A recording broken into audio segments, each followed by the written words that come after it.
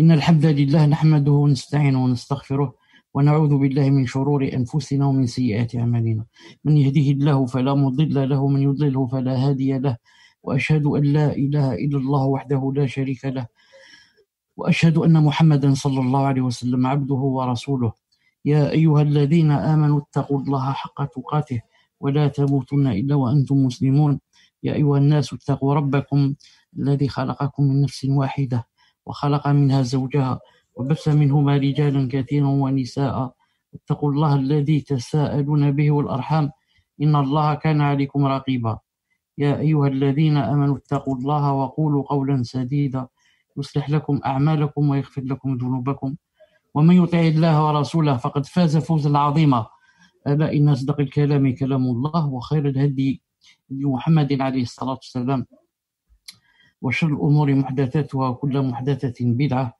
وكل بدعة ضلالة وكل ضلالة في النار. Donc حياكم الله جميعا. إذا كان ممكن تخبرونا بتاريخ اليوم إن شاء الله تعالى. نعم الشيخ دقيقة. Alors lundi 13 Jumada al-Oula 1442 correspondant au 28 décembre 2020. الحمد لله. هل الصوت حتى الآن يعني مسموع؟ نعم الحمد لله. الحمد لله. ورانا نشوفه الشيخ الحمد لله. طيب. بالأمس نعم hier quand on a vu ça نعم on a vu cette diapo c'est la 10e on avait parlé de نعم on avait dit que cette diapo allait venir vers la fin c'était sur elle qu'allait se baser le cours نعم on avait parlé à propos d'envoyant que le messager alayhi salam envoya Dihya, envoya Foulan, المهم envoyé beaucoup d'émissaires et on avait pris déduit comme faïda et bien fait l'intérêt c'est que la da'wa c'est très important pour le musulman. Qu'en est-il pour le prophète sallallahu alayhi wa sallam qui est le meilleur des prédicateurs qui a passé toute sa vie à faire le prêche et le da'wa. On a profité pour dire que nous aussi on devrait pas on devrait faire tous nos efforts pour que ce bienfait, ce grand khair azim que Allah subhanahu wa ta'ala nous a donné n'arrête pas seulement au niveau de nos cœurs et de nos personnes et qu'il se propage aussi aux autres. On avait cité le verset Allah subhanahu wa ta'ala dit وَمَنْ أَحْسَنُ قَوْلًا مِّمَّنْ دَعَا إِلَى اللَّهِ وَعَمِلَ صَالِحًا وَقَالَ إِنَّنِي مِنَ المسلمين et qui profère plus belle parole que celui qui appelle Allah Azza wa Jal fait bonne œuvre et dit je suis du nombre des musulmans. Donc il n'y a pas mieux que celui qui profère les belles paroles. Et les plus belles paroles ce sont les paroles où on parle d'Allah Azza wa Jal, de sa religion, de son prophète, son paradis et ce que Allah subhanahu wa ta'ala nous a appris dans le Coran et dans la sunna du prophète sallallahu alayhi wa sallam. Donc on avait dit ici, là j'ai pas cité une chose, c'est pour ça que je suis revenu ici, on a cité qu'il n'y a pas mieux que celui qui fait la da'wa. On a cité le hadith de Hadith, il faut rappeler les chamelles rouges. Donc c'est pour ça que le prophète islam a beaucoup insisté à propager ce que Allah subhanahu wa ta'ala lui a appris et lui a ordonné aussi de propager. Mais il y a aussi une deuxième raison pour laquelle le prophète islam a insisté pour envoyer les émissaires. C'est quoi la deuxième raison? Ce qu'il faut savoir, c'est que cette terre sur laquelle nous vivons, cet univers en général et cette terre sur laquelle nous vivons en particulier appartient à Allah subhanahu wa ta'ala. C'est lui qui l'a créé, bien sûr. Puisque cette terre appartient à Allah subhanahu wa ta'ala et ceux qui vivent sur elle appartiennent à Allah. C'est toujours lui Azza wa Jal qui a créé la terre, qui a créé aussi ceux qui habitent cette terre. Donc Allah ta'ala veut aussi que ça soit sa religion, ça soit telle qui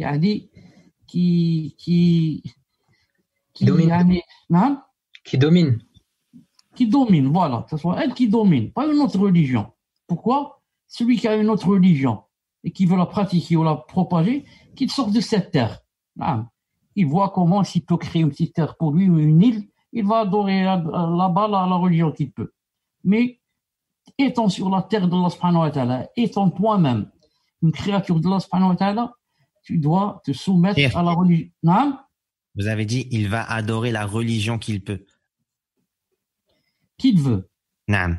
Qu'il veut. Là, la religion qu'il veut, qu'il a inventé. Cher, c'était pour vous dire, adorer la religion ou bien une divinité plutôt? Non, suivre une religion, disons. D'accord, très bien. Jazakumullah khair. La religion qu'il veut. Amen. Donc, c'est pas permis, c'est même contradictoire. Tu reconnais que la terre, tu vis sur elle, tu manges ce qu'il y a sur elle, tu respires l'air qu'il y a sur elle, les ni'mas qu'il y a sur elle, mais tu n'adores pas celui qui l'a créé, qui t'a créé. Non. Donc, comme déjà, Allah subhanahu wa ta'ala dans le verset, قال موسى لقومه استعينوا بالله واصبروا إن الأرض لله يورثها من يشاء من عباده والعاقبة للمتقين. Moussa a dit à son peuple, demandez aide auprès d'Allah et soyez patients. Pourquoi soyez patients? Car la terre appartient à Allah. Il en fait héritier qui il veut parmi ses serviteurs.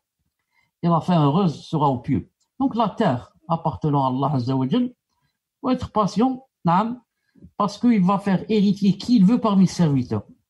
Et la fin, c'est la fin aux croyants, bien sûr, et aux pieux. Le Bohème, ici dans ce verset, ce qui a témoin avec le cours, la terre appartient à Allah subhanahu wa ta'ala.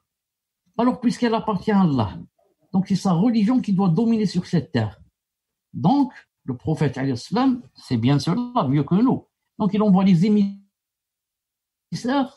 à ceux qui détiennent le pouvoir sur des parties de la terre et des contrées de la terre et des pays. Il leur dit, il faut entrer en islam, il faut embrasser l'islam. Bien sûr, sans contrainte, mais ce qu'il faut savoir, c'est que vous êtes sur la terre d'Allah subhanahu wa ta'ala. Et c'est lui qui l'a créée. Et c'est lui qui a décidé que cette terre doit être régie par l'islam. Alors, il leur a envoyé des émissaires. Je voulais dire que ça, c'est la deuxième raison. Ça, c'est la deuxième raison que personne sur cette terre n'a droit d'adorer une autre divinité. Mais doit adorer seulement Allah subhanahu wa ta'ala. On revient donc, pour continuer, on s'était arrêté hier avec Abu Sufyan. Radiyallahu ta'ala anhu. Naam. Donc, Abdullah ibn Abbas, radiyallahu ta'ala anhu, c'est lui qui dit que Abu Sufyan ibn Harb m'a informé personnellement qu'il se trouvait au Sham, lorsque le prophète sallam a envoyé son émissaire. On revient sur Abu Sufyan et ensuite on revient à la diapo. Donc, Abu Sufyan, c'est un des grands Korachites, des plus riches Korachites et des notables de. C'est pas n'importe qui. Et c'est le père de Muawiyah. Muawiyah qui est le fondateur de l'état, de la dynastie des Omeyyades. C'est son père, Abu Sufyan ibn Harb. On avait cité, si vous vous rappelez, que vraiment, était vraiment contre l'islam. Et vraiment contre la prédication du prophète sallallahu alayhi wa sallam.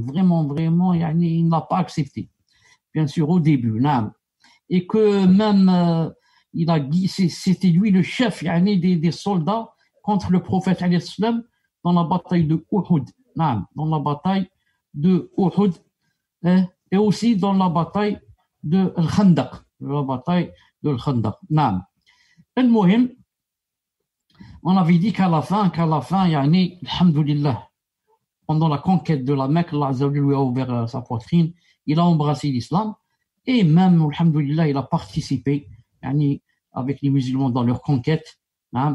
Il a participé à Hunayn, au Taïf aussi, et qu'il a perdu un œil dans la bataille de Taïf, et le deuxième œil dans la bataille de Yarmouk. Donc, que Allah subhanahu wa ta'ala le remplisse de sa miséricorde.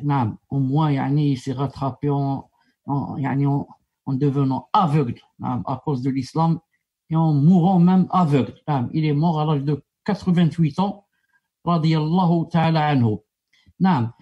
Donc, ce que je voulais dire pour terminer avec Abu Sufyan, c'est que c'est le père de Muawiyah et le père aussi de qui? le père aussi de, bien sûr, de Ramla. Ramla, c'est qui? C'est Habiba. Ramla la grande, parce qu'il y a Ramla la grande et Ramla la petite. Car Abu Sufyan s'est marié avec beaucoup de femmes. Beaucoup de femmes, surtout quand quelqu'un est kafir, il n'y a pas seulement 4 épouses, il y en a sans nombre, indéfini. Le Mohim, avec une certaine Safiya bint Abi al-As. Safiya bint Abi al-As, il a eu Muawiya, radiallahu ta'ala anhu, le grand chef musulman qui a géré pendant 40 ans en tant que wali al-Amr, en tant que gouverneur. Et il a eu Muawiya, il a eu aussi Ramla.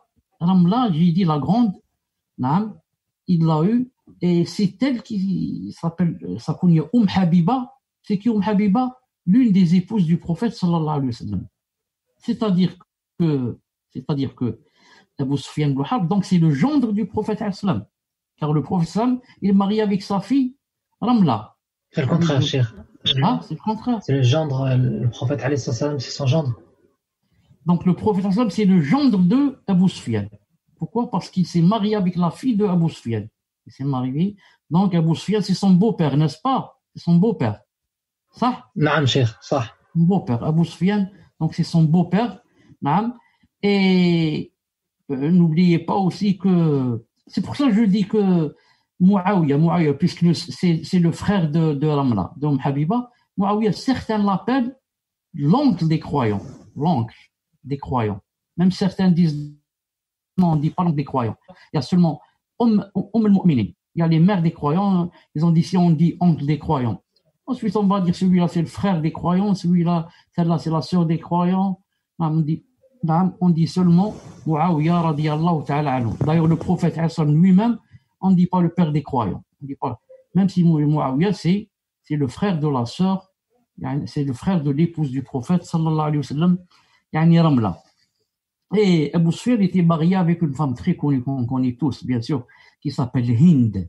Hind, celle qui était très intelligente, qui a ordonné à Wahshi de tuer Hamza, radiallahu ta'ala anhu. Tout le monde connaît l'histoire.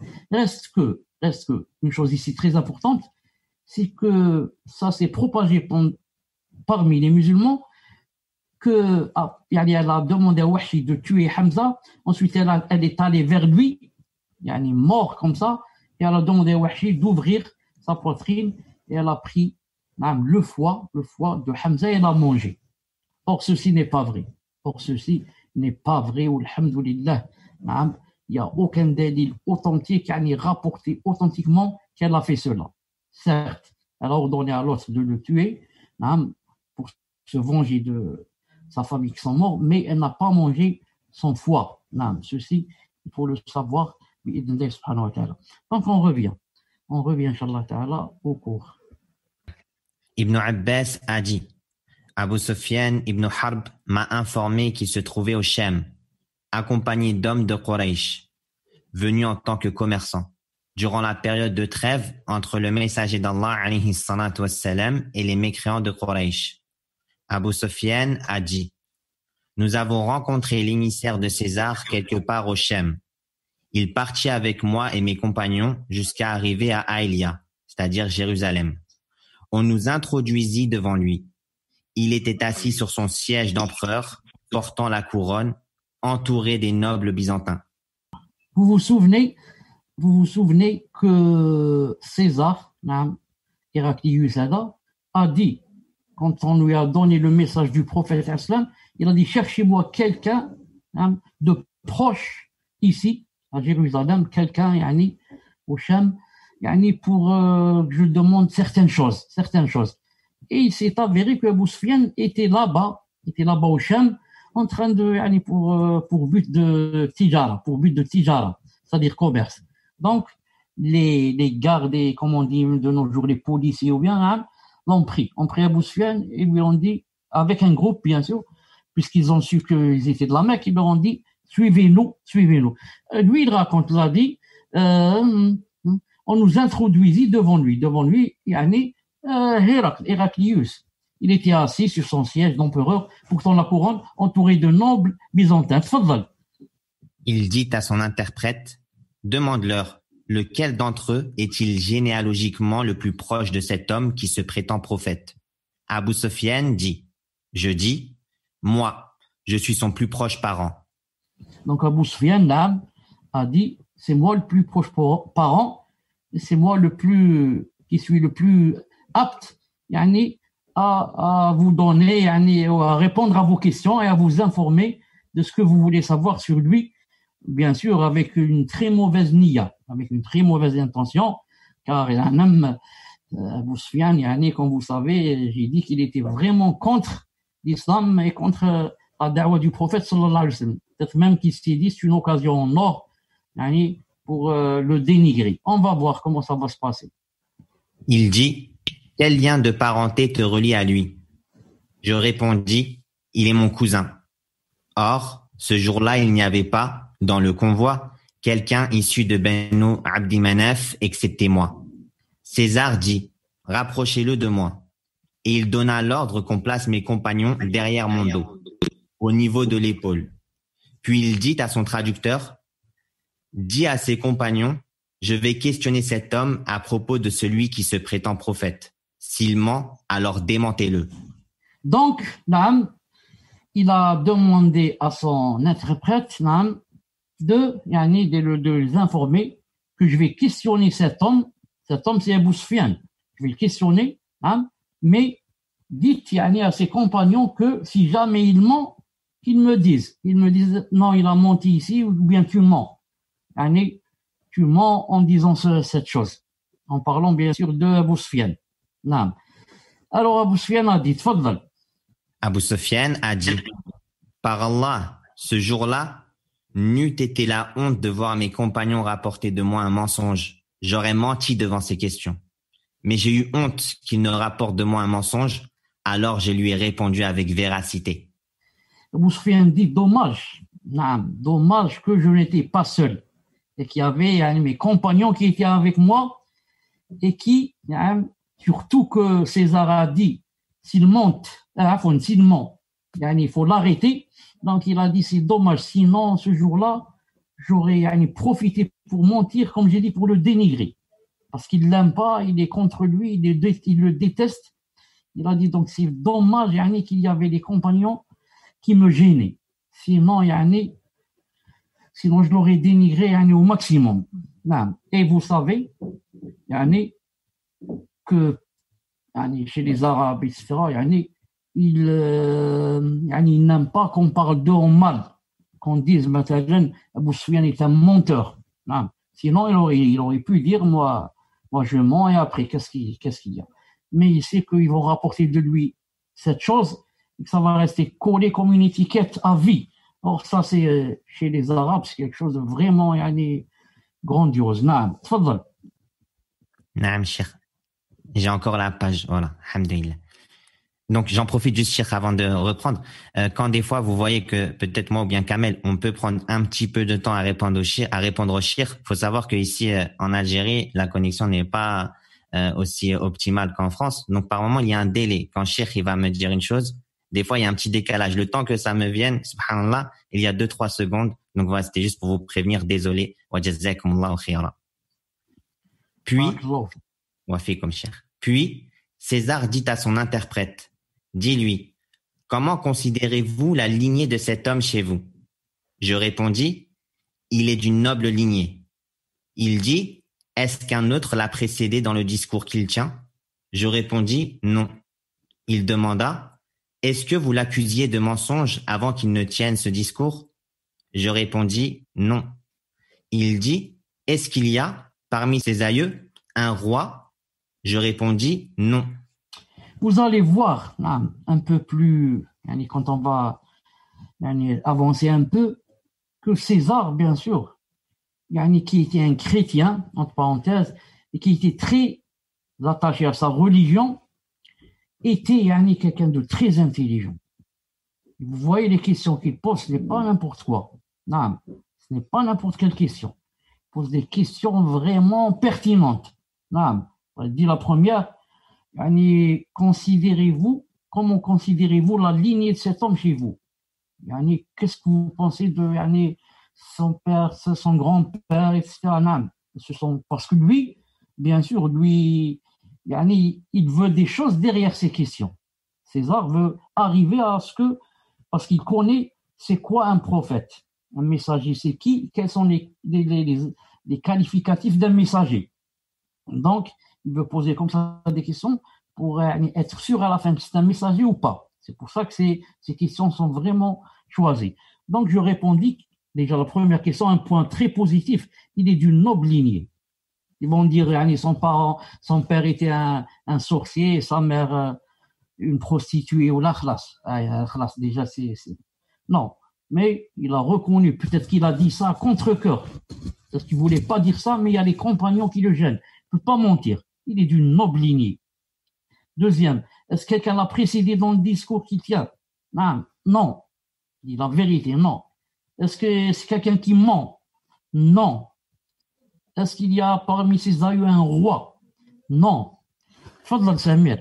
Il demanda, parmi les gens, est-ce que ce sont les nobles qui le suivent ou plutôt les faibles? Je répondis, ce sont plutôt les faibles. Il demanda, est-ce qu'ils augmentent ou diminuent? Je répondis, ils augmentent. Il demanda, est-ce qu'il arrive que l'un d'eux apostasie par aversion pour sa religion après l'avoir embrassée?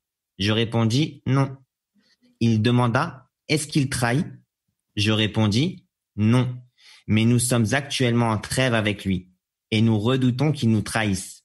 Ce fut la seule phrase que je pus dire afin de le rabaisser, sans craindre qu'on la rapporte de moi.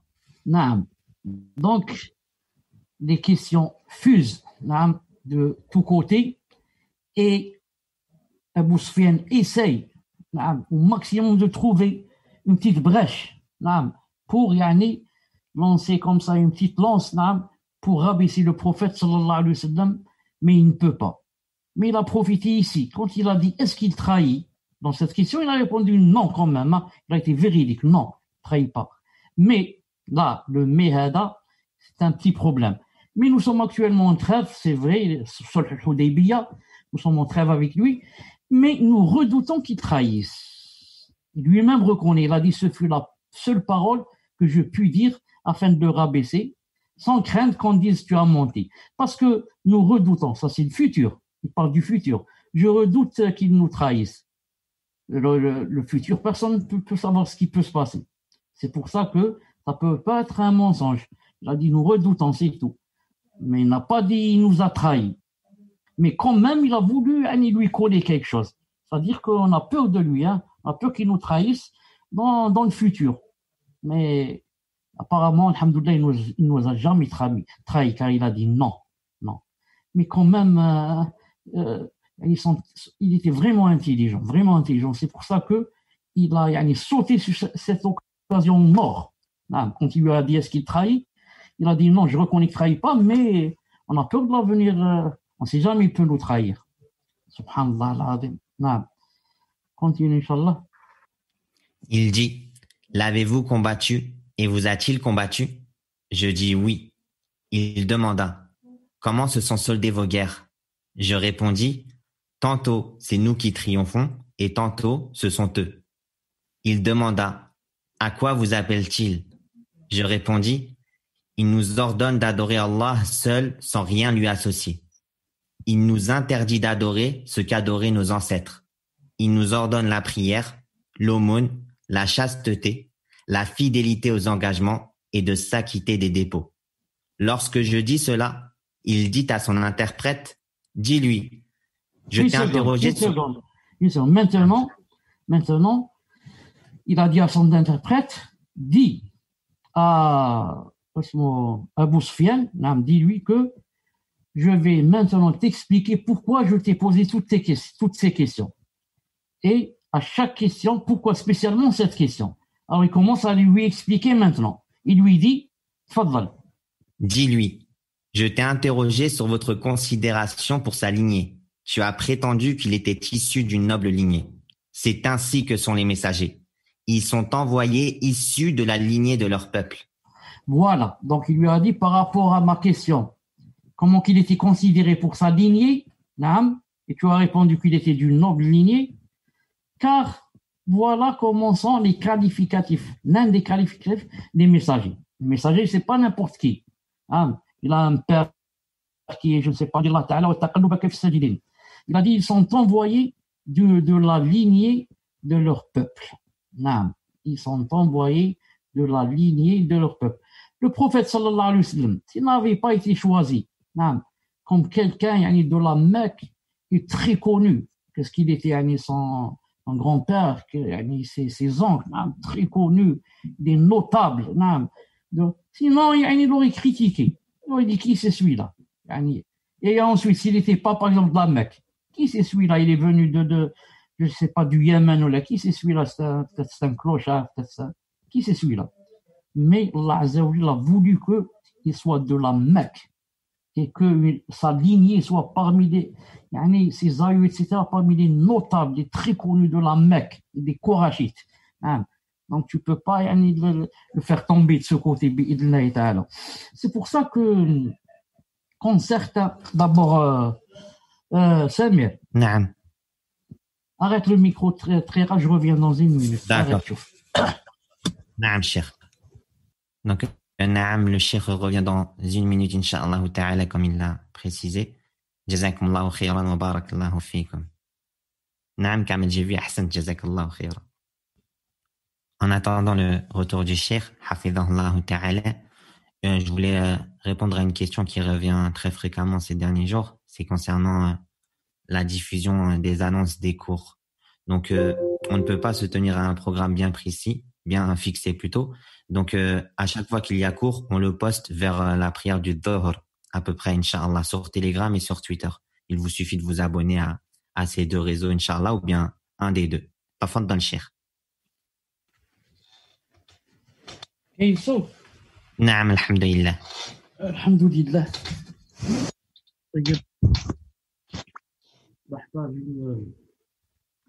Parce que je suis en train de donner le cours en étant habité. C'est un peu difficile, mais alhamdulillah, ala kulli hal. A'anakumullah, Cheikh. Amin, amin, ya Rabbi. طيب. Bon, on était pas.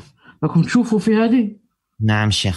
On était où spécialement? زد ذكرني. On était sur où il expliquait César, pourquoi il questionnait sur telle et telle chose. Les diapositives sont numérotées. Tu te rappelles pas quel numéro?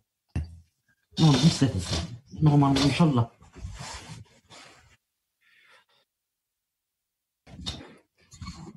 Non, exactement, Cheikh. On avait fait la dernière phrase en bas. Donc on avait dit que les messagers, ils sont envoyés, comme on dit, bien choisis. Qui est le choix? Choix Rabbani, choix du Seigneur Azza wa Jal, c'est pas n'importe qui.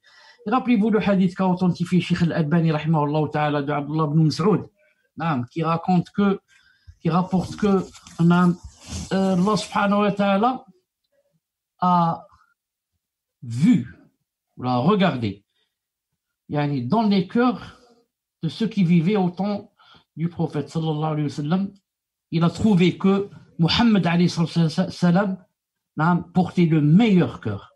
Il l'a choisi comme messager. Ensuite, il a regardé encore dans les cœurs qui se trouvaient en cette époque, il a trouvé que les cœurs des Sahaba étaient les meilleurs. Il les a choisis comme ministres, wazara, du prophète sallallahu alayhi wa sallam. Donc le témoin, c'est quoi? Il a regardé dans les cœurs et il a choisi. Donc les messagers, c'est pas n'importe qui.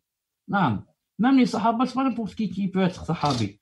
Mais c'est Allah subhanahu wa ta'ala qui choisit d'après ce qu'il y a dans les cœurs. C'est pour cela que certains croient que les prophètes sont des gens normaux en ce sens qu'ils mangent, ils boivent, ils se marient, ils vont aux toilettes. Mais attention, ils ont le choix d'Allah subhanahu wa ta'ala car si un prophète a des défauts, qu'est-ce qui va se passer? Les gens ne vont pas l'écouter. Ils vont lui dire, toi, va, par exemple, je sais pas, faire ceci, cela, réforme-toi, ensuite viens parler. Et comme ça. C'est pour ça qu'il les envoie, alhamdoulilah, dans la perfection des êtres humains. Perfection des êtres humains. Sinon, la perfection absolue appartient à Allah subhanahu wa ta'ala. C'est pour ça que Ayoub alayhi salam, quand il est tombé malade, Ibn Hajar al-Asqalani dit 13 ans. Alors, certains disent 8 ans, d'autres disent 20. Je choisis l'avis de Ibn Hajar al-Asqalani dans Fath al-Bari. Il a dit 13 années. Certains, et beaucoup même, des gens de la masse, des musulmans, disent qu'il est tombé malade au point où les vers, ont mangé son corps et qu'on voyait les vers comme ça sortir de son corps. Et Allah ne lui a laissé que quoi? Que sa langue pour dire subhanallah, alhamdulillah, wa la ilaha et faire la dawa. Or, ceci, c'est parmi les plus grands mensonges qu'on puisse dire sur un messager. Car, s'il avait des vers qui sortaient de lui, de son corps, comment tu peux faire la da'wa? Et ensuite, quand il va faire la da'wa ou la parler de dire, on lui dit, toi tu es malade, toi tu es sale, tu es ceci, tu es cela, comment? Va te soigner ou là, je ne sais quoi. On ne peut pas s'asseoir avec quelqu'un qui a des vers de terre qui sortent de lui. C'est pour ça que tout ça, c'est pas vrai. C'est rapporté dans ce qu'on appelle l'Israéliyat. Ça, c'est rapporté par des historiens qui rapportent des gens du livre, n'importe quoi. Donc, ceci, il faut le mettre aussi dans la tête, Inch'Allah Ta'ala. On continue. Je t'ai demandé si quelqu'un d'entre vous l'a précédé dans ce discours. Tu as prétendu que non. Si c'était le cas, j'aurais dit qu'il s'agit d'un homme qui suit une parole dite avant lui. J'entends un retour. Hein? Un retour? On entend un retour de mon micro chez vous. Qu'est-ce que je dois faire? Peut-être le micro, il est proche de l'ordinateur. Là, sinon, vous mettez le micro le temps de la lecture, comme vous voulez, chef. Le temps quand tu lis, toi? Naam. Il lui a dit, Naam, je t'ai demandé si quelqu'un d'entre vous l'a précédé dans ce discours, tu as dit non, parce que je pense que, Naam, si quelqu'un l'a précédé, j'aurais dit, il est en train de suivre une parole qui a été dite avant lui, il est en train d'imiter et de répéter. Mais quand tu as dit que personne ne l'a précédé, ça fortifie. Donc ça fortifie l'idée que c'est un messager bi'idhnillahi ta'ala. Tfaddal. Je t'ai demandé si vous l'accusiez de mentir avant qu'il ne tienne ce discours. Tu as prétendu que non. J'ai alors su qu'il n'allait pas abandonner le mensonge sur les gens pour mentir sur Allah. Regardez l'intelligence, comment il fait cette analogie, qiyas. Il dit, j'ai demandé si il était accusé de mentir. Avant qu'il dise je suis messager, tu as dit non. Alors j'ai su que il n'allait pas abandonner le mensonge sur les gens pour mentir sur Allah. Chauffe, subhanallah, comment qu'il a déduit cela. Il a dit donc, puisque tu dis qu'il ne ment pas. Alors comment il ne ment pas sur les gens et va mentir sur Allah et dire c'est lui qui m'a envoyé? C'est pas possible, ça peut pas marcher. Donc c'est aussi un grand délit sur lequel s'est basé César. Je t'ai demandé s'il y avait parmi ses ancêtres un roi. Tu as prétendu que non. Si c'était le cas, j'aurais dit qu'il réclame le royaume de ses ancêtres. Non, c'est clair. Non. J'ai demandé s'il y avait parmi ses ancêtres un roi. Non, quand tu as dit non, car si tu as dit oui, j'aurais dit donc il cherche à recouvrer comment on dit, hériter. Maintenant, il veut donc hériter le royaume de ses ancêtres. Il veut être comme ses ancêtres. Mais toi, tu as dit que il n'avait pas parmi ses ancêtres un roi. Tfaddal. Je t'ai demandé si c'était les nobles des gens qui le suivaient ou plutôt les faibles. Tu as prétendu que ce sont plutôt les faibles qui l'ont suivi. Et ce sont eux les suiveurs des messagers. Non, les messagers, comme vous savez, parmi les délits, pour voir si c'est un messager ou pas, il faut voir c'est qui son entourage. Et la plupart qui l'entourent, ce sont des faibles. Et des pauvres aussi, des pauvres. Même s'il y a bien sûr des forts, il y a des riches aussi qui... C'est pour ça que maintenant, par exemple, les gens qui détestent l'islam, les islamophobes là, se basent toujours sur ça. Tu dis, ah bon, celui-là, il a embrassé l'islam. Ah, alors parce qu'il est pauvre. Il n'a rien. Donc, l'islam, quand il va l'embrasser, hein, ça va être une cause pour l'aider. Sinon, c'est un pauvre qui n'a rien. Comme moi, on m'a dit, c'est une personne qui a entendu une personne dire cela, elle me l'a rapporté. Hein, cette personne m'a dit, j'ai entendu telle personne dire, et je les connais les deux, bien sûr. Elle a dit, nous, et pourtant cette personne est loin d'Allah subhanahu wa ta'ala, c'est-à-dire la deuxième de laquelle on rapporte. Elle dit, nous les riches, parce qu'elle est riche. Elle dit, nous les riches, Allah ta'ala nous a tout donné. Hein, et regardez les pauvres, comment les autres, comment ils vivent dans la misère. Alors que ça c'est faux, ça c'est faux. Ce sont plutôt les pauvres qui penchent toujours vers le dé. Donc les gens croient quoi? Croient qu'ils font cela, on est pour chercher la richesse ou là pour chercher. C'est pas vrai, c'est pas vrai. Non. Quand quelqu'un embrasse le dîn, hein, il veut s'investir, c'est pour le visage d'Allah subhanahu wa ta'ala, c'est pour le paradis, c'est pour être épargné de l'enfer. Non, ce n'est pas pour, je n'ai rien trouvé que ça. Toujours, si c'est par exemple quelqu'un de très connu, vous vous souvenez par exemple, des fois ils disent que ils font cela à cause parce qu'il est pauvre, etc. Des fois ils disent parce que il a eu, comment on appelle ça, une dépression. Il a fait une dépression, alors ils ont dit ça de Diams, vous vous rappelez? Ils ont dit d'elle qu'elle a fait une dépression, donc il n'y a que l'islam qui peut la sauver, c'est-à-dire elle va vers la religion, il n'y a pas d'autre solution. Quand quelqu'un fait une dépression, il n'a plus d'autre solution que de pencher vers une religion. C'est juste pour la dénigrer. Pour dénigrer quelqu'un qui, s'il va embrasser l'islam, ça va être quelqu'un de très négatif pour eux, c'est quelque chose de très négatif pour eux. Non. Alors, il lui cherche des choses pour dénigrer. Non. Donc, ici, il montre quoi? Ces versets que ce sont les plus faibles, toujours qui sont les suiveurs des messages. D'ailleurs, le prophète sallallahu alayhi wa sallam a dit dans un hadith authentique, si vous voulez, on cherche ensemble, on cherche maintenant. Il a dit que وَهَلْ تُنْصَرُونَ إِلَّا بِضُعَفَائِكُمْ وَفُقَرَائِكُمْ. Est-ce que Allah Ta'ala ne vous donne la victoire? Ça vous donne seulement de part, ils sont la cause, de part, vos fuqara'ukum, vos pauvres, vos pauvres et vos faibles, car ce sont les faibles et les pauvres, la plupart qui entourent les messagers. Donc, il a su que ça c'est aussi une des preuves que c'est un messager. Je t'ai demandé s'ils augmentaient ou diminuaient. Tu as prétendu qu'ils augmentent. C'est ainsi qu'est la foi qui croit jusqu'à atteindre la complétude. Naam. Allah Ta'ala dit dans le Coran, وَاذْكُرُوا إِذْ كُنْتُمْ قَلِيلًا فَكَثَّرَكُمْ. Rappelez-vous quand vous étiez peu, un petit nombre, et qu'il a fait multiplier ce nombre. Donc l'islam il commence toujours, comment qu'il a commencé?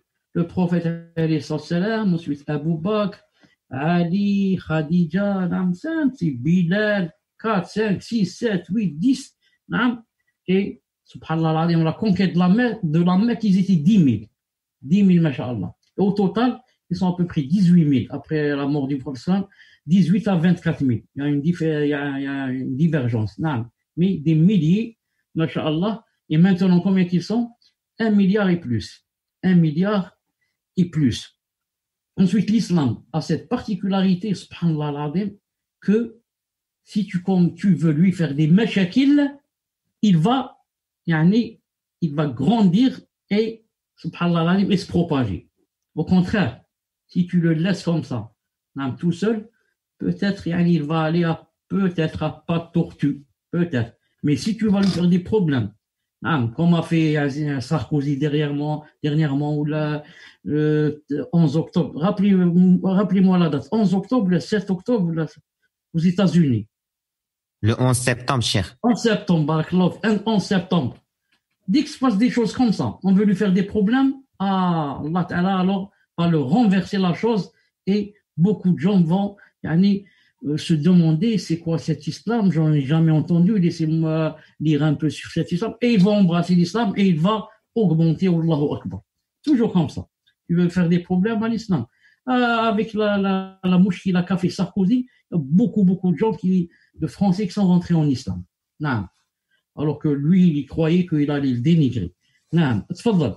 Je t'ai demandé si quelqu'un d'eux apostasiait par aversion pour sa religion après l'avoir embrassé. Tu as prétendu que non.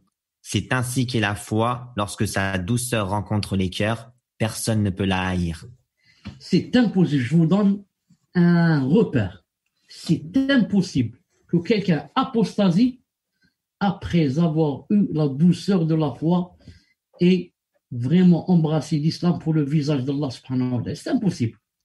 Car, est-ce que c'est possible que quelqu'un dise « Moi, je ne veux plus le paradis. Je veux être éternellement en enfer. » Est-ce que quelqu'un peut dire cela? C'est pas possible. Il faut qu'il ne croit pas en cela pour qu'il dise cela.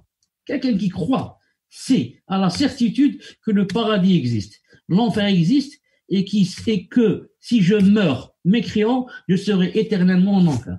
Et il va embrasser l'islam ensuite apostasier. C'est impossible. Donc ne vous étonnez pas. Toutes celles qui portaient le djilbab et ont apostasié, tous ceux qui portaient la barbe et ensuite ont apostasié, des reconvertis, tout ça c'est rien sur rien. Non. La douceur de la foi n'a pas rencontré leur cœur. Ne s'est pas ancré. C'est juste ils ont vu les gens faire comme ça. C'est la mode, c'est l'islam, c'est le djilbab, c'est le sitar. Ensuite, ils jettent tout. Pourquoi? Ils sont accrochés juste aux apparences.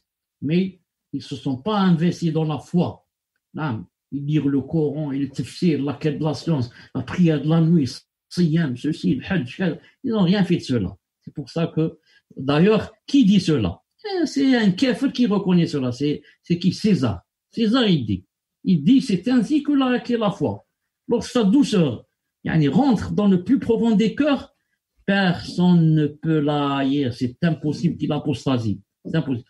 C'est pour cela que Habiba, dont on a parlé tout à l'heure, qui s'appelle de son vrai prénom Ramla, qui est la fille de qui? La fille de, rappelez-moi, la fille de Abu Sufyan. De Abu Sufyan, et la sœur de Muawiyah. Donc celle-là, vous savez, elle a fait la hijra, justement, elle est partie en Abyssinie, chez le Négus, avec son mari qui? Son mari, Ubaydullah ibn Jahsh. Ubaydullah ibn Jahsh, c'est qui? C'est le frère de Zaynab bint Jahsh, l'une des épouses du prophète sallallahu alayhi wa sallam. Donc, Habiba a fait la hijra avec lui. Ils sont partis en Habasha, en Abyssinie, on appelle maintenant l'Éthiopie, et la plupart, ou alors disons beaucoup d'historiens musulmans rapportent que Ubaydullah ibn Jahsh a apostasié là-bas, en Éthiopie. Et ils se sont basés surtout sur quoi? Sur le fait que il est mort là-bas et que son épouse Zaynab bint Jahsh, Habiba, pardon, le prophète sallallahu alayhi wa sallam l'a épousée. Ils ont dit parce que déjà elle était expatriée, elle est sortie, on l'a fait sortir de la Mecque pour aller se trouver immigrée dans un autre pays, et son mari est devenu chrétien. Alors le prophète sallam a demandé au négus de la lui marier, et il lui a envoyé beaucoup de cadeaux là. Et c'est vrai, le prophète sallam s'est marié avec elle. Mais ce qui n'est pas vrai, c'est que son mari n'a pas apostasie, mais qu'il est mort malade, même si la plupart rapportent qu'il a apostasie. Mais aussi un bon nombre de muhaqqiqin ont dit non, on a bien cherché, il n'y a aucune preuve à 100% qu'il a apostasie. Mais il est tombé malade et il est mort. Et ce qui raffermit cela, c'est la parole de César, qui dit ici que la foi, lorsqu'elle rentre vraiment dans le cœur, personne ne peut apostasie. Alhamdulillah. Et même si certains ont dit, ça mérite d'être bien recherché, cette affaire de Ubaydullah ibn Jahsh, mais nous, Inch'Allah Ta'ala, on choisit qu'il est mort malade, pas en apostasion. Et même ceux qui ont rapporté qu'il est mort malade ont rapporté, comme ça dans un hadith, que c'est lui qui a demandé au prophète sallallahu alayhi wa sallam de l'épouser après sa mort.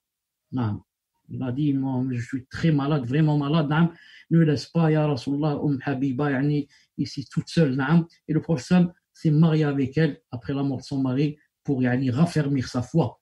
C'est pas comme disent les ennemis d'Allah que à cause de sa shahwa qu'il aime beaucoup les femmes, même certains ont dit astaghfirullah qu'il aime même les garçons, l'iyadou billah, qu'Allah nous préserve. Le ciel risque de tomber à cause de cette parole. Non, même pour les femmes. Le Nabi n'était pas un shahwani, il vivait pour ses passions et ses plaisirs. Regardez, il sait qu'elle est là-bas toute seule, abandonnée, son mari mort. Non.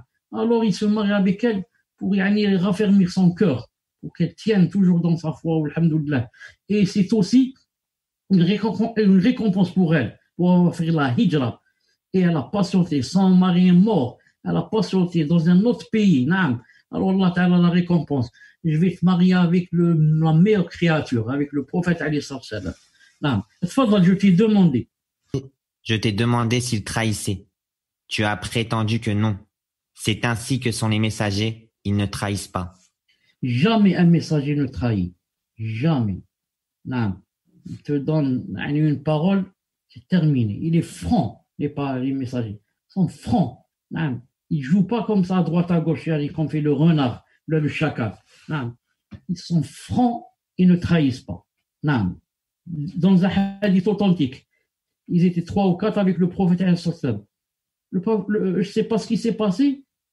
Yani, l'autre a dit, quelqu'un des sahaba du prophète, pourquoi tu m'as pas dit là, pourquoi tu m'as pas dit lorsque la personne était avec nous, je l'aurais tué.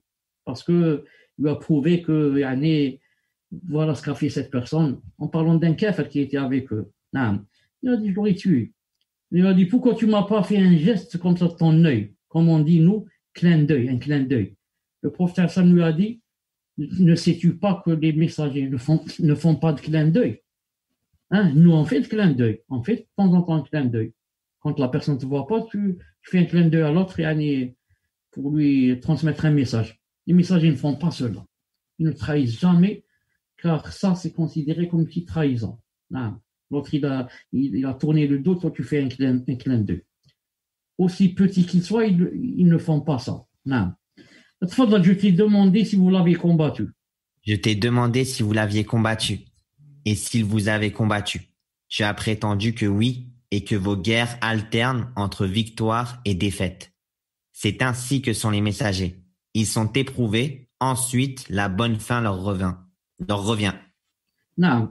Ce qui prouve que César connaît bien la religion. C'est quelqu'un de vraiment attaché. Non. D'ailleurs, il dit beaucoup. Il sait quels sont les qualificatifs des messagers. Non. Il les connaît très bien. Il veut seulement affirmer ou infirmer en entendant ce que va dire Abu Sufyan. Non. Je t'ai demandé, qu'est-ce qu'il vous ordonne? Tu as prétendu qu'il vous ordonne d'adorer Allah et de ne rien lui associer. Il vous interdit ce qu'adoraient vos ancêtres. Il vous ordonne la prière, l'aumône, la chasteté, la fidélité envers les engagements et de s'acquitter des dépôts. Et cela est la description du prophète. Je savais qu'il allait paraître, mais je ne pensais pas qu'il serait issu de vous. Si ce que tu as dit est vrai, il détiendra très bientôt l'endroit que mes 2 pieds foulent ici. S'il m'était possible de l'approcher, je ferais tout pour le rencontrer. Et si j'étais auprès de lui, je laverais moi-même ses pieds. Maintenant, César a quoi? A la certitude, la grande conviction, indubitable, que quoi? Que c'est un messager. Il a dit, cela est la description du prophète. Voilà. Et je savais même qu'il allait paraître. Mais je ne pensais pas qu'il serait issu de vous, c'est tout. Et si ce que tu as dit est vrai, il détiendra très bientôt l'endroit que mes 2 pieds foulent ici. C'est-à-dire que son règne va arriver jusqu'ici. Et c'est pas trompé. C'est-à-dire qu'il conquérera le monde. Et s'il m'était possible de l'approcher, je ferais tout pour le rencontrer. Et si j'étais auprès de lui, je laverais moi-même ses pieds. Donc apparemment, c'est masha'Allah. Apparemment, c'est masha'Allah. On va voir comment va être la fin. Abu Sufyan dit, Abu Sufyan dit, puis il demanda qu'on lui amène la lettre du messager d'Allah, alayhi salatu wassalam, qu'on lit. Il s'y trouvait. Alors maintenant, il n'a pas encore lu la lettre.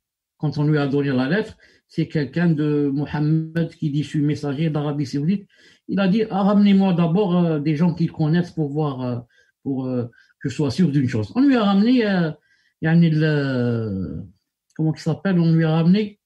Dihya al-Kalbi. Donc Dihya lui a donné la lettre au gouverneur de Bosra, qu'il a donné à César, et César a dit, ramenez-moi quelqu'un de sa famille. Et on lui a ramené, rappelez-moi qui on lui a ramené. Abu Sufyan, on lui a ramené Abu Abu Sufyan. Sufyan. Et maintenant, il va regarder c'est quoi cette lettre, qu'est-ce qu'il y a à l'intérieur. Il a dit, il s'y trouvait, c'est-à-dire dans la lettre qu'il va lire maintenant. Qu'est-ce qui est écrit? Tfadhal. Au nom d'Allah, le tout miséricordieux, le très miséricordieux. Les savants, on dit il est de la sunna. Quand on écrit une lettre, on commence par Bismillah ar-Rahman ar-Rahim. Et Bismillah ar-Rahman ar-Rahim, c'est un verset de l'Fatiha. Même si Cheikh Ibn Uthaymin dit ce n'est pas un verset, mais il y a le hadith qui dit Sab' al-Matani. Sab' al-Matani. Si on va compter 7, c'est la première Bismillah ar-Rahman ar-Rahim. Et c'est un verset à l'intérieur de Surat, la Surat Innahu min Sulaymana wa innahu Bismillah ar-Rahman ar-Rahim. Surat al-Naml. Dans Surat al-Naml, à l'intérieur, c'est dit Innahu min Sulaymana wa innahu Bismillah ar-Rahman ar-Rahim. Bismillah ar-Rahman ar-Rahim est écrite à l'intérieur d'une sourate. Donc c'est de la sunna, quand on écrit une lettre, on commence par Bismillah ar-Rahman ar-Rahim. On va pas dire, mais c'est un verset, et lorsque c'est un kafir, il va la lire, ou là, comment, je vais répondre à cela dans une minute ou deux, quand on va citer un autre verset qu'il a cité. Sallallahu alayhi wa sallam. Tfaddal. De Mohammed, le serviteur d'Allah et son messager, à l'intention d'Héraclius, le gouverneur des Byzantins. Que la paix soit sur ceux qui ont suivi la guidée. De Mohammed, le serviteur d'Allah, à l'intention. Le plus vrai, Inch'Allah Ta'ala, c'est de dire à l'attention. Quand on écrit une lettre, on dit, toujours on la commence par, si on veut la destiner à quelqu'un, on dit à l'attention du directeur, ou là du proviseur, ou là de X, ou là Y. On dit à l'attention. Et on dit à l'intention, quand par exemple on prépare un repas ou là, on dit ça, ce repas c'est à l'intention de mon oncle, ou bien de ma tante qui est venue, ça fait longtemps on ne l'a pas vu ou là. Mais dans les lettres, le plus éloquent, c'est de dire à l'attention d'X et d'Y. Désolé, ça nous a échappé. لا معليش, c'est des fawaïd, Inch'Allah Ta'ala, moi aussi j'apprends comme vous, سمعت. Jazakumullah khair, Cheikh. Moi, on me critique, on me dit, tu sais même pas parler français. De Mohammed, le serviteur d'Allah, sallallahu alayhi wa sallam, et son messager, à l'attention d'Héraclius. Alors que c'est connu, autrefois bien sûr, que normalement, pour Héraclius et les autres, il devait commencer par Héraclius, ensuite de la part de Mohammed. Mais le prophète alayhi salam ne craint personne. Il a ce qu'on appelle l'Izza.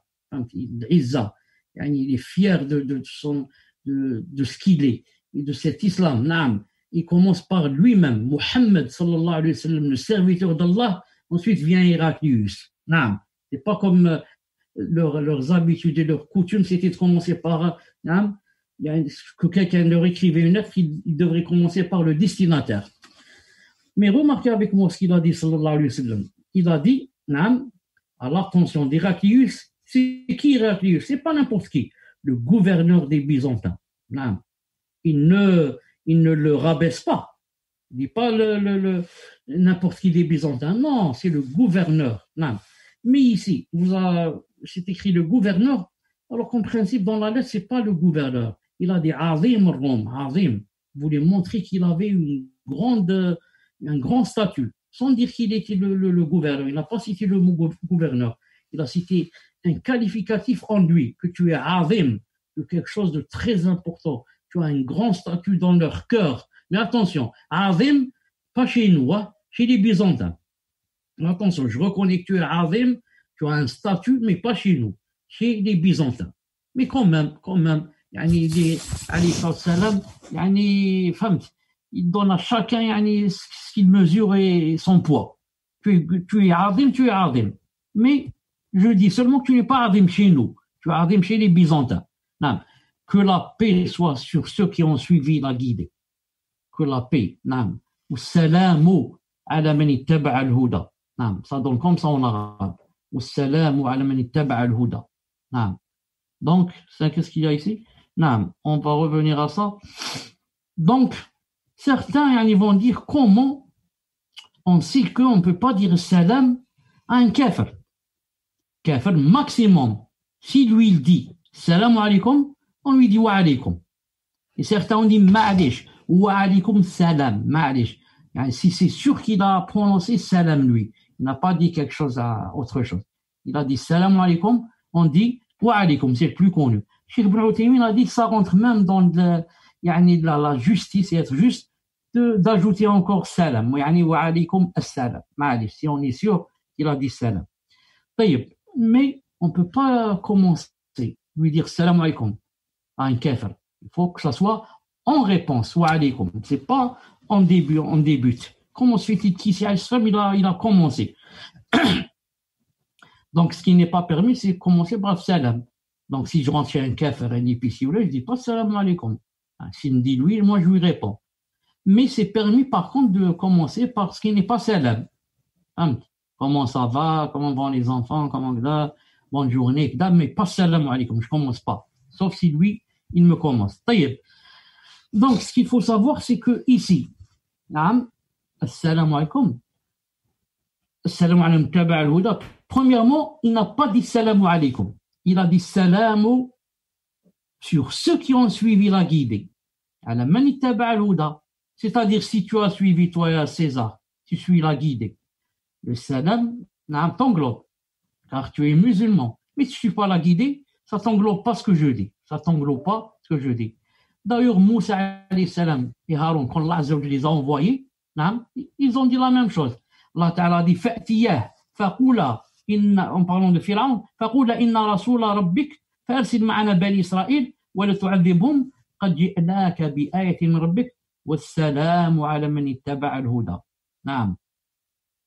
Allez donc chez lui, Allah Ta'ala dit, Pharaon, allez chez lui, dites-lui, nous sommes tous deux les messagers de ton Seigneur. Envoie donc les enfants d'Israël en notre compagnie et ne les châtie plus.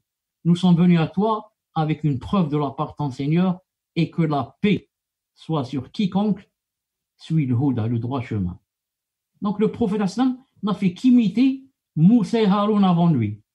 Que Allah Ta'ala leur a intimé l'ordre de dire et que la paix soit sur... ils ont dit ça à qui? À Pharaon, qui est plus tyran que César. Mais regardez aussi, ils n'ont pas dit que la paix soit sur toi et à Pharaon, mais que la paix soit sur quiconque suit le droit chemin. C'est pour ça que si on rencontre un kafir, on ne peut pas lui dire salam alaykum. Non, on peut lui dire salamu sur quiconque suit le droit chemin. Ça veut dire, je ne parle pas de toi, car toi tu ne suis pas le droit chemin. Non. Par contre, les savants disent, s'il y a un groupe de kafir, par exemple 5 kafars, et parmi les 5 kafars, il y a un musulman, tu peux dire assalamu alaykum. Pourquoi? Car tu vises le musulman. Mais s'ils sont les 5 ou les 10 kafars, tu ne peux pas dire. Tu dis salamu alaykum taba al-huda. Salam pour quiconque suit le droit chemin. Non. Sinon, comme j'ai dit, on dit cela. Mais s'il y a un croyant parmi les kafars, même s'ils sont 1000, il y a un seul croyant entre eux, on dit salamu alaykum wa rahmatullah. En parlant de qui? En visant le musulman bi'idnillahi ta'ala. Ceci dit, je t'appelle à l'islam. Soumets-toi, tu seras sauf. Allah t'accordera ta récompense 2 fois. Mais si tu te détournes, alors tu seras chargé du péché des Harisiyoun. Ceci dit, je t'appelle à l'islam. Chauffe le prophète sallallahu alayhi wa sallam, qui, par rapport à César, vous savez c'est qui César? La moitié de la terre lui appartenait. Non, César. Et quelqu'un de très connu. Ils ont dit à peu près 1 million de soldats et plus. le prophète islam dans une petite péninsule en Arabie. Personne n'entend parler de lui. Avec, à cette époque-là, l'année 6 ou là, 3000 ou là, 4000 ou là, 5000 soldats, c'est tout. Et les armes peut-être archaïques, très anciennes. Alors que ces armes avaient des armes modernes par rapport à comparer au prophète islam. La moitié de la terre lui appartenait, l'autre moitié appartenait à Khosrow, qui détenait la moitié presque de la terre. Et le prophète islam ne craint personne. Ceci dit, je t'appelle à l'islam, mais pas complexé. Pas complexé. Je t'appelle à l'islam. Allah, soumets-toi. Tu seras sauf. Tu seras sain et sauf. Dans cette dunya, il y a le qiyamah aussi. Allah t'accordera ta récompense 2 fois. Pourquoi 2 fois? La première, pour avoir cru en Isa alayhi salam, car tu es chrétien. Et la deuxième, pour avoir cru en moi. Tu auras 2 récompenses. Ou alors, tu auras 2 récompenses. La récompense, la première, d'être devenu musulman. Et la deuxième, d'être la cause que tes adeptes soient devenus musulmans. Car s'il va devenir musulman, tous les autres normalement qui le suivent vont devenir musulmans. Tu auras donc 2 fois, Inch'Allah Ta'ala, la récompense. Mais si tu te détournes, alors tu seras chargé du péché des Harisiyoun. Les Harisiyoun, c'est qui? C'est les agriculteurs. Qu'est-ce que ça veut dire les agriculteurs? Ça veut dire les pauvres et les faibles. Car si tu te détournes, sûrement que les autres ne vont pas entrer en islam. Non. Donc, tu seras chargé de leur péché. Car c'est impossible que quelqu'un, un tyran par exemple, qui accepte que ceux qui le suivent, tournent la veste et vont devenir musulmans. Est-ce que Pharaon aurait accepté que son peuple serait musulman? Jamais. Alors il lui dit, si tu te détournes, voilà ce qui va se passer. Chauffe ce qu'on appelle le terhib ou terhib. Terhib. Encourager quelqu'un, mais lui dire, voilà, si tu te soumets, tu seras sauf, tu auras 2 récompenses. Et en même temps, il joint à cela, terhib, de lui faire peur. Attention. Mais si tu te détournes, voilà ce qui va se passer. Tu vas prendre ton péché, le péché des autres. Chauffe le prophète, comment il est clair. Il n'a pas honte de sa da'wa. Il n'est pas complexé. Il dit, si tu te détournes, voilà ce qui va t'arriver. Et au contraire, si tu acceptes l'islam, voilà, alhamdoulilah, comment tu seras. C'est pas comme nous, on est complexé. Non. Il faut la personne, on lui demande, un kéfir lui demande, est-ce que moi je bois beaucoup l'alcool et comment je fais si je rentre en islam, comment je fais, je peux boire de l'alcool ou là? Et peut-être il lui dit, non, tu peux boire, bois ensuite, on verra. Subhanallah al-azim. Peut-être même qu'il va lui dire, c'est pas haram. Et la musique. Fadal. Par rapport au même sujet, bientôt il y a le nouvel an et certaines personnes n'osent pas expliquer aux mécréants qu'il ne faut pas, qu'on ne dit pas bonne fête. Donc ils disent bonne fête en retour. Nous, bonne année plutôt. Chauffe. Premièrement, ce n'est pas obligé de lui expliquer, parce que le kafir, mais ce qui est très important ici, c'est que de ne pas dire bonne fête. Attention. Bonne fête, on en a parlé de ça hier. Peut-être tu veux dire bonne année, peut-être tu veux dire. Bonne année, cher Ahsantum. Bonne année. Bonne année n'est pas permis de dire bonne année. Pourquoi? On a demandé à Cheikh Ben Uthaymeen.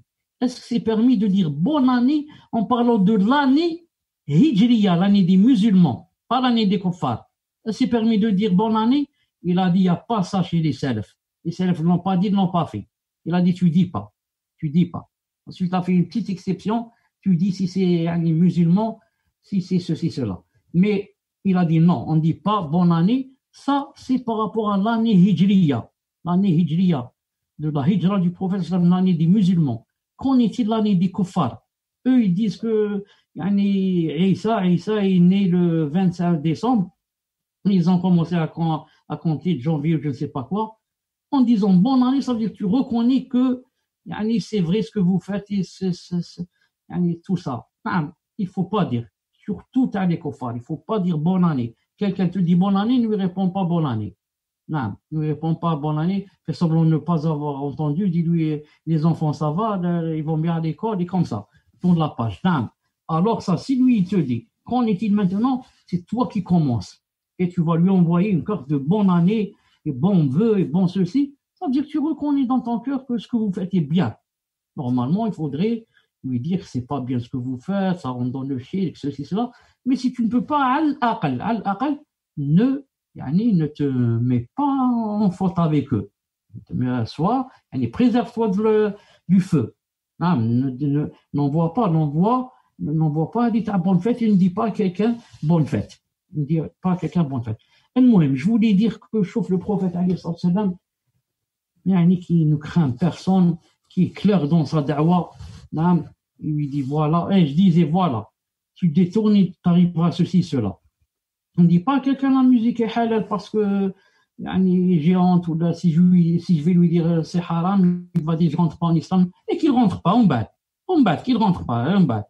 L'essentiel, moi je suis musulman, moi, Inch'Allah, je vais au paradis, lui il veut pas, on bat. Moi je lui dis ce qu'Allah Ta'ala a dit, ce que son prophète a dit, ensuite il embrasse l'islam, ou il fait la guerre à l'islam, c'est pas mon problème. Moi, mon problème, c'est la da'wa, je propage ce que Allah a dit. Allah et son prophète, s'ils ont dit que cette chose est haram, je ne vais pas la rendre halal pour les beaux yeux de cette personne pour qu'elle embrasse l'islam. Qu'elle ne l'embrasse pas. Moi, je lui dis, il ne veut pas entrer, il n'entre pas. Allah Ta'ala n'a pas aidé.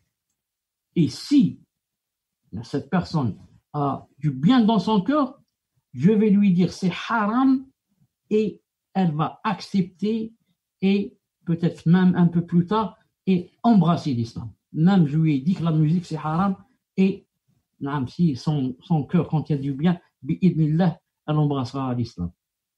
Reste une chose. C'est pas moi qui commence à dire aux gens telle chose est haram, pour les faire fuir. Moi, je commence pas par la musique et par ceci et par cela. Pour faire fuir les gens. Moi, si je parle du shirk. Je parle du femme qui disent que Isa égale son 3, Allah a des enfants, Allah a ceci. Moi, je commence par la aqida, les grandes choses. Je commence pas par le halal et le haram. Comme a dit Aïcha radiyallahu ta'ala anha dans Sahih al-Bukhari. Elle a dit, le fait que la zina soit haram, ce verset est descendu à la fin de la da'wa. Le fait que l'alcool est haram, c'est descendu à la fin. Elle a dit, si Allah Ta'ala avait fait descendre ce haram, ces haram-là, au début de la da'wa, beaucoup ne seraient pas entrés en islam. Donc, toi, quand tu fais la da'wa, ne commence pas à dire tout le temps, c'est haram. Mais par contre, quand on te pose la question, est-ce que ceci est haram? Tu n'as plus l'occasion de choisir. Il ne te reste que de dire oui, c'est haram. Et si tu as un peu de sens, tu dis voilà pourquoi. Donc les gens, soit c'est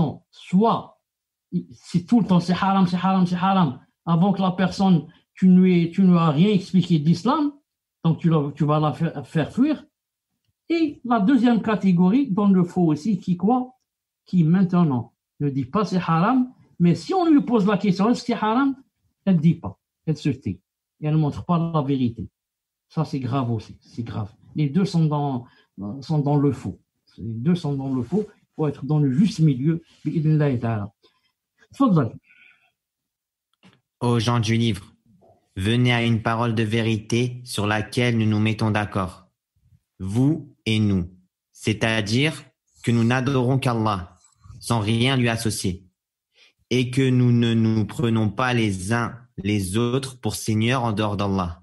Puis, s'ils se détournent, dites, soyez témoins que nous sommes soumis à Allah. Le prophète, après avoir dit, si tu te détournes, tu seras chargé du péché des cultivateurs et des faibles, a cité un verset. Il n'y a pas ici le mot dit, il a cité direct le verset. Ô gens du livre, il y a le kitab ta'ala ila kalimatin sawa'in baynana wa baynakum, et il a akhir le verset. Donc, regardez le prophète comment il a su choisir le verset qui parle des gens du livre. Il sait que celui-là c'est un chrétien, pour lui montrer que entre nous et les gens du livre, on a quelque chose de commun. C'est quoi le commun? Vous, les gens du livre, vous n'êtes pas des athées. Vous croyez en Allah subhanahu wa ta'ala.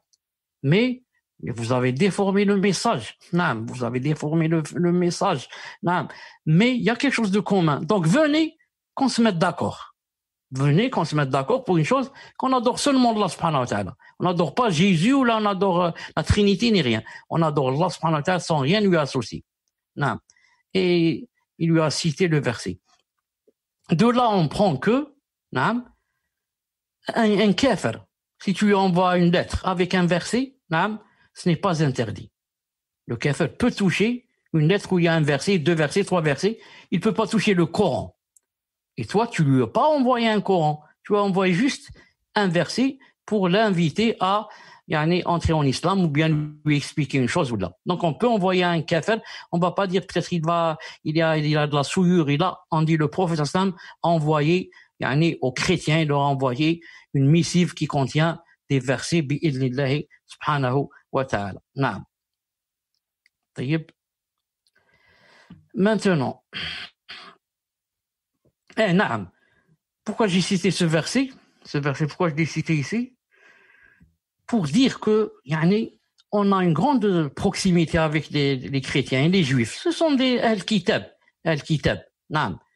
Et la preuve qu'on a une grande proximité avec eux, le musulman peut se marier avec une chrétienne ou une juive. Naam. Mais, comme dit Cheikh Ben Baz, rahimahullah, et beaucoup de savants, ils disent, mais c'est mieux de ne pas se marier avec une juive ou une chrétienne, parce que ça va te créer des problèmes. Même si à la base, c'est permis. Je dis que c'est permis. Non. Mais ça va te créer des problèmes. Pourquoi? Tu auras des problèmes avec les enfants, avec la circoncision, avec ceci, avec cela. Mais si tu veux et tu te maries, c'est permis, alhamdoulilah. Mais il faut pas après, faut pas se plaindre. Il faut pas se plaindre après. Et Cheikh Ben Baz dit, maintenant, si tu te maries avec une chrétienne ou une juive, c'est permis. Mais pourquoi tu laisses ta sœur, fille de Azza wa Jal, qui s'est pas encore mariée, ou là, qui a perdu son mari, ou là, elle n'a pas plus de droits que la chrétienne et la juive? Si, elle a plus de droits qu'elle. Celle-là, c'est une croyante, une musulmane directe. Et l'autre fait partie des gens du livre. Donc, pourquoi tu laisses ta sœur sans mariage et tu vas prendre une chrétienne?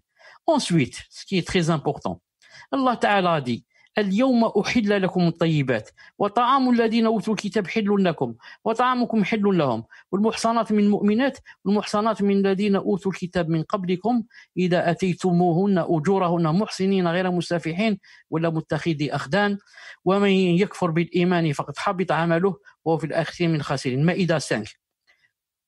Ceux qui se marient avec une chrétienne ou avec la juive, c'est permis, mais il y a des conditions. La première, c'est qu'elle soit affranchie, elle ne soit pas une esclave. Maintenant, il n'y a pas d'esclave. La deuxième, très importante, je dis bien une condition. Ça veut dire, si la condition n'est pas respectée, il n'y a pas de mariage. Il n'y a pas de mariage valable. C'est quoi? C'est qu'elle soit chaste. Regardez le verset. Traduction rapprochée. Allah Ta'ala dit, vous sont permises les bonnes nourritures. Vous est permise la nourriture des gens du livre. Et votre propre nourriture leur est permise. Vous sont permises aussi les femmes vertueuses d'entre les croyantes et les femmes vertueuses d'entre les gens du livre, c'est-à-dire qui ont reçu le livre avant vous. Si vous leur donnez leur mahr avec contrat de mariage, non débauché, etc., etc. المهم, ce qui nous intéresse ici, donc, les femmes vertueuses vous sont permises, les femmes vertueuses d'entre les croyantes et les femmes vertueuses d'entre les gens du livre. Il a bien dit quoi? Il a bien dit vertueuse. Je cherche ici le pointeur là. Il n'écrit pas là. Une seconde. Style, peut-être il écrit vertueuse. Non, vertueuse. D'entre des gens du livre. Donc, pour que la chrétienne ou la juive soit permis de se marier avec elle, il faut une condition, c'est quoi? Qu'elle soit vertueuse. Vertueuse, c'est-à-dire chaste. Beaucoup maintenant d'Algériens, de Marocains, de je ne sais pas. Ils vont en France. Ils vont dans une discothèque où là, il faut la connaissance avec la danseuse. Et ils se marient avec elle. Il dit, je suis marié avec elle, Kitab. Allah Ta'ala dit dans le Coran, et vous sont permises les femmes de Al-Kitab, les femmes qui ont reçu le livre avant vous. Qui t'a dit ça? Allah Ta'ala dit vertueuse. Et celle-là, elle danse dans les cabarets. Comment qu'elle est vertueuse? Elle fait la zina. Tu dis, je marie avec elle. Il a dit, Allah Ta'ala, il faut qu'elle soit vertueuse, chaste. Et il y en a parmi les chrétiennes qui font pas la zina, Ils font pas la zina. Tu lui dis, fais la zina, il dit non, fais pas la zina. Dans notre livre, c'est haram la zina. Naam, subhanallah al-azim. Donc, ils vont rappeler des débauchés et ensuite, ils vont dire que je suis marié avec une chrétienne, c'est permis. C'est pas permis. C'est une condition, naam, qu'elle soit vertueuse, bi'idnillahi ta'ala. Naam. Ignorez. On continue. Cher, ça fait 1h20. Ah, 1h20. On arrête et on laisse 4 diapositives pour la prochaine fois. Si vous voulez, on arrête. Ah, je Qu'est-ce que vous voulez? S'il en reste que 4.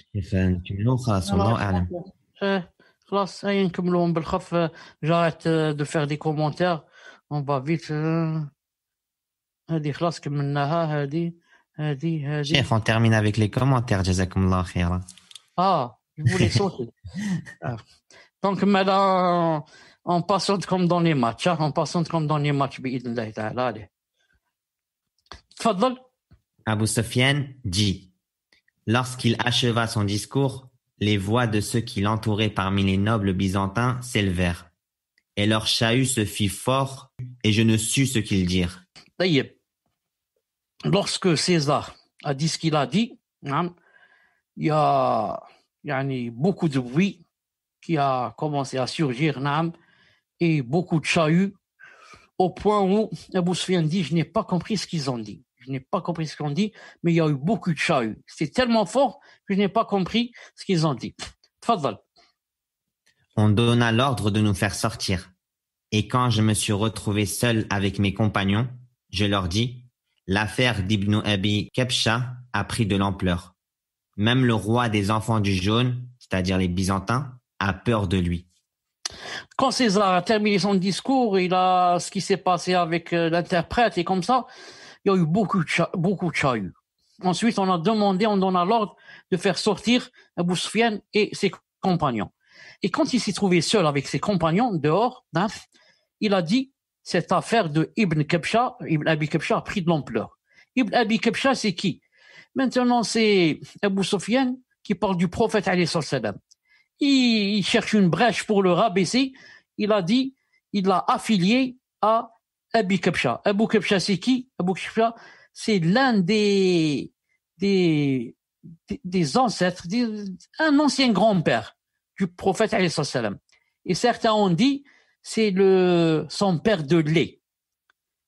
Alors, Abu Sufyan l'affilie, en citant un ancien grand-père. Pourquoi il ne cite pas son grand-père Abu Talib? Pourquoi il ne cite pas son oncle Abu Abdel Muttalib? Pourquoi pas Abu Talib, son oncle? Non, il veut le rabaisser. Il dit l'affaire. Pourquoi il dit même pas Mohammed? L'affaire de Mohammed a pris de l'ampleur. Non, Ibn Abi Kabsha. C'est comme il se moque de lui. Il a dit ça a pris de l'ampleur. Non, il a dit d'après ce qu'a parlé César, etc. C'est grave. Hein? Il a dit même le roi des enfants du jaune, les Byzantins. Pourquoi il a dit les enfants du jaune?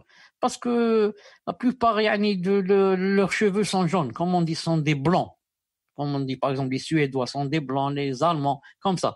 Et les Arabes, on dit d'eux, les enfants ils ont des cheveux noirs, la tête noire. Les enfants à la tête noire, ceux-là, les enfants à la tête jaune, les Byzantins. Il a dit même le roi, c'est-à-dire César, il a dit a peur de lui. Subhanallah, il sait que ça a pris de l'ampleur cette affaire. Abu Sufyan a dit, je ne cessais d'être certain que le messager d'Allah, alayhi salatu wassalam, finirait par triompher jusqu'au jour où Allah fit entrer l'islam dans mon cœur en dépit de mon aversion. Maintenant, Abu Sufyan est sûr que là, c'est trop tard. L'affaire a marché, a pris de l'ampleur et que le prophète va triompher. Là, il va triompher. Il a vu comment il parlait César et comment les questions qu'il posait et à la fin il a dit je vais laver ses pieds si c'était possible. Là, c'est trop tard. Il a dit jusqu'au jour où Allah Ta'ala a fait entrer l'islam dans mon cœur en dépit de mon aversion. Même si c'était pas moi qui cherchait cela, ni qui courait derrière, mais Allah Ta'ala lui a ouvert la poitrine et a vu qu'il comportait quelques biens dans son cœur et يعني lui a fait embrasser l'islam بإذن الله سبحانه وتعالى. ثم lorsque dans une autre version, qu'est-ce qui s'est passé? Il a demandé qu'on ferme les portes. Après que avoir ordonné à Abu Sufyan et son groupe de les faire sortir. Il a dit maintenant fermez les portes. Ensuite, il s'est dirigé vers eux. Il a dit oh vous les Romains, oh vous les Romains, c'est-à-dire ceux qui y suivent. Est-ce que vous cherchez le salut et la droiture? Vous voulez que je vous montre où se trouve le salut et la droiture? Et que votre règne persiste toujours. Votre règne ne parte pas. Vous voulez que je vous montre cela? Il a dit vous suivez ce prophète. Voilà. Si vous cherchez le salut et la voie droite et que votre règne ne s'anéantisse pas, qu'il reste toujours, alors suivez ce prophète. Quand il a dit cette phrase, ils ont couru, il a dit ici, haïsat, comme courent les ânes sauvages.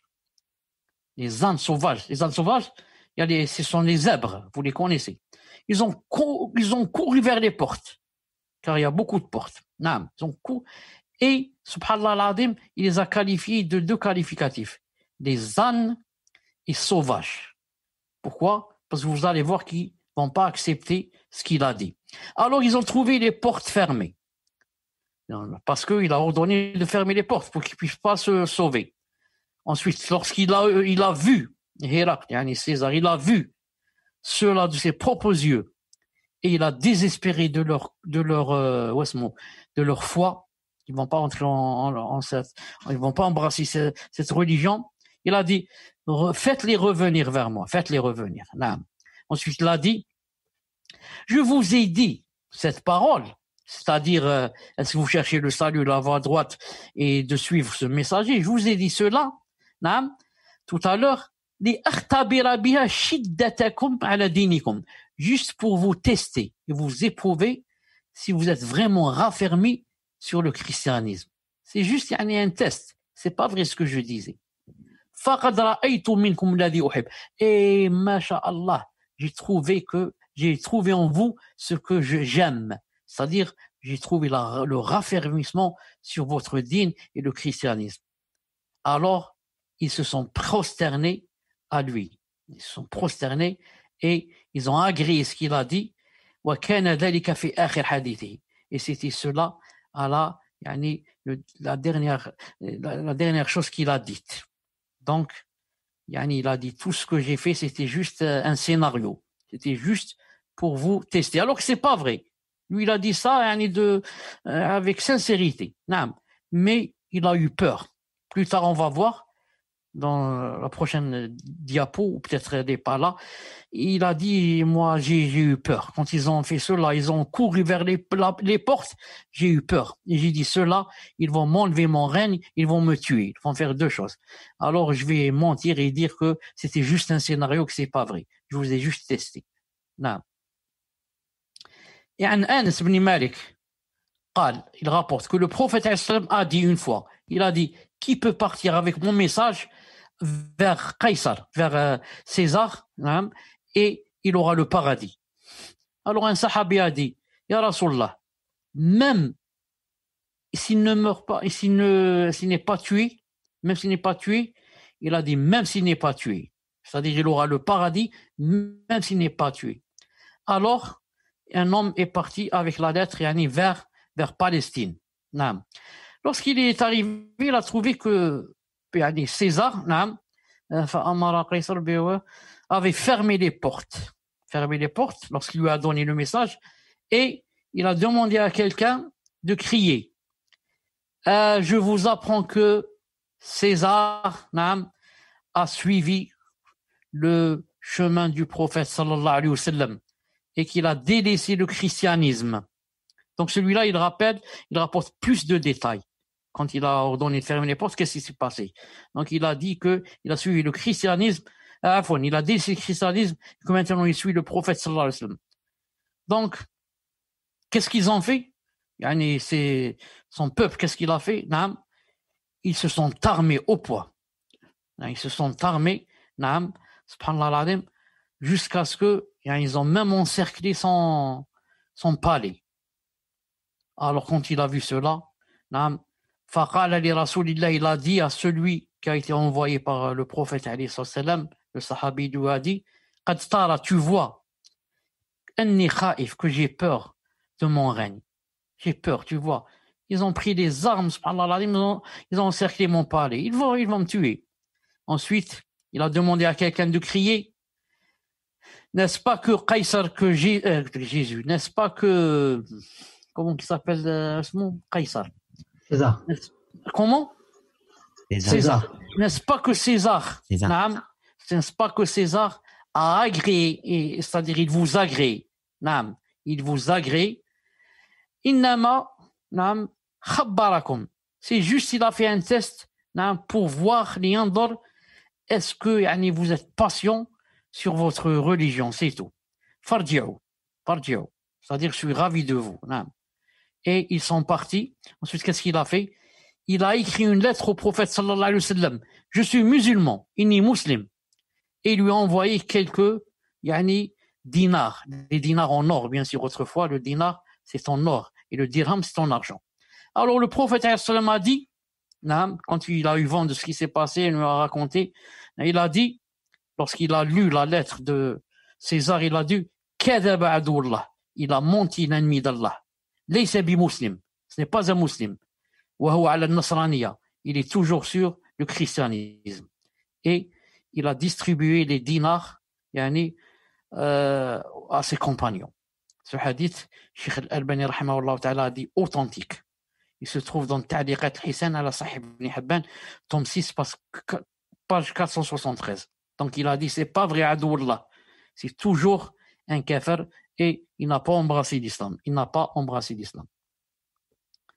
Dernière diapo. Et ce qui renforce que César a choisi son règne sur la foi. Et que il a continué dans son égarement, c'est quoi? C'est que il a combattu les musulmans fi Ghazwat Mu'ta, l'année 8, alors que ce qui s'est passé, c'est en l'année 6. C'est-à-dire, même pas 2 années après cette histoire, il a combattu les musulmans. Subhanallah al-Azim.